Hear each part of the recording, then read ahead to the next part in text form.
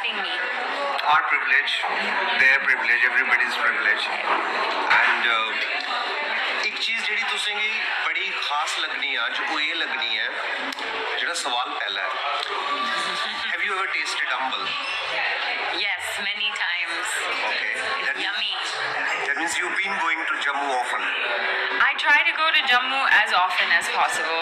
For me, it connects me to my roots, it connects me to my family, it connects me to my music, and that's very important. Yeah. Kasrood pickle, have you ever had Oh my kasrood? God. Okay. It's been my favorite since I was a child. And have you ever tasted kaladi wala kulcha? Yes, I have some kiladis in my freezer. Oh wow. Yeah. We could have actually cooked some ambal and got it for you. You're making me hungry. Okay, talking about music and all, tell us briefly, our viewers rather, about your journey as an artist, you know, right from New York, as a musician, as a singer, as an actor in Bollywood. Well, for me, being a musician was very much in my blood. My mom sings. My mama ji was a singer in Jammu. He still sings. My Masi was a poet. So for me, music was kind of my sadhana. It was my prayer, the way that I connected to God. And then when my parents split up when I was quite young, music became very important in that phase because it was the one thing that made me happy. It held everything together. I think a lot of artists feel that way about, that's why you're an actor, why we write, why we sing, because it connects us to something higher. So then I went to NYU, I studied musical theater, and then I think after I graduated, about 1 or 2 years after I graduated, I came to Bombay for the first time alone. I met all these music producers, film producers, actors, and I just hit it off with everyone I met in India. They were all so weird, like just tattoos, rock music, everything. And for me, I struggled a lot with this.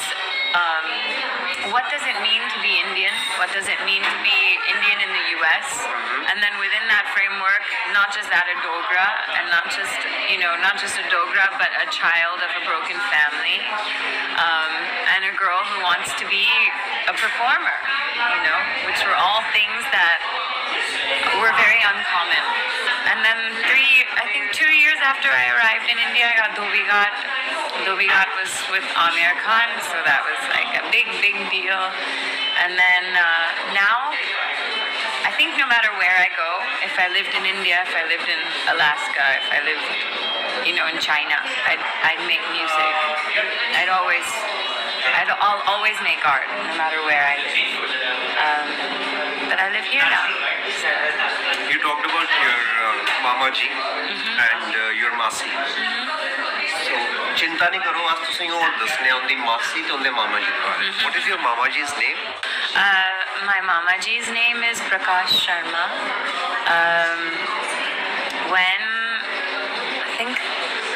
Correct me if I'm wrong, but there was a time when all radio was recorded at one radio station, right?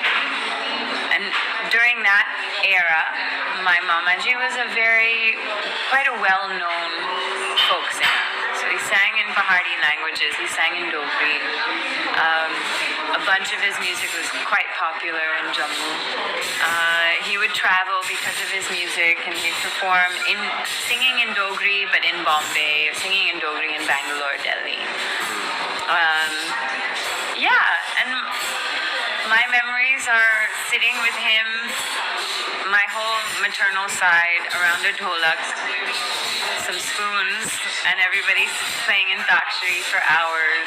Masi is an Urdu poet. She writes in Urdu.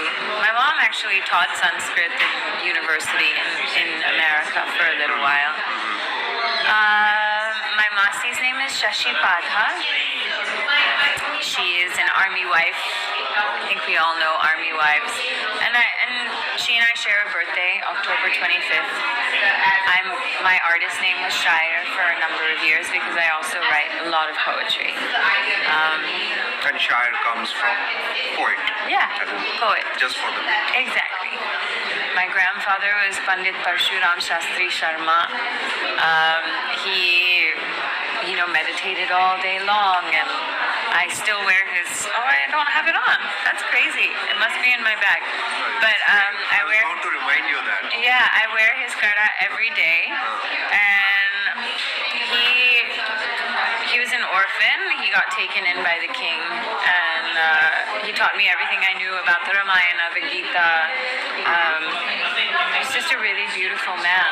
For me, my family in Jammu, and the way I understood India through the eyes of people who lived in Jammu, everyone was very peaceful and loving, even though it was war-stricken.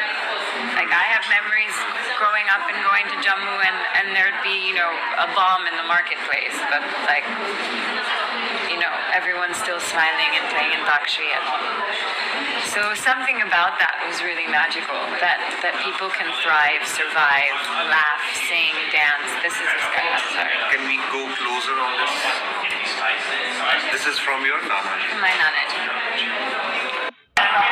Monika उन साढ़े viewers की थोड़ा जिहा अस ये दस्सी ओड़ने आं तुंदी म्यूजिकल जर्नी दे बारे च in terms of what were your influences as a musician while you were growing up in America, and it could be Western or Indian, both. Growing up, I listened to a lot of devotional music at home because my family was quite strict. But my mom was a big Lata Mangeshkar fan. My dad loved Jagjit Singh, Nusrat. And then once I grew up in Baltimore, so I was really into hip hop.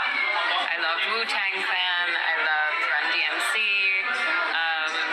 I listened to Tupac and Biggie, and but then I also loved rock and roll, and I loved Alanis Morissette, and I loved Patti Smith, and I loved the Beatles. And as I got older, I started to listen to Led Zeppelin and The Doors, and reading Jim Morrison's poetry. I always felt like I was so many things that never exist together.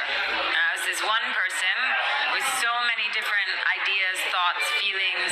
I studied Kathak, I went to the mandir, but I also loved to headbang at the club, so it was so many things that I never saw. I never met anyone else. Bombay. It's just so peaceful here. And there's a bit of small ritual which we all do. तुझे सारा ही पता है. असें कई बारी किते हैं. असें इंदे कोला भी कराना है. Which is, I say this and you repeat after me. Okay. Okay. We come together. We look at them. We talk to them. And it's खंड मिठे. खंड मिठे. लोकेंदी.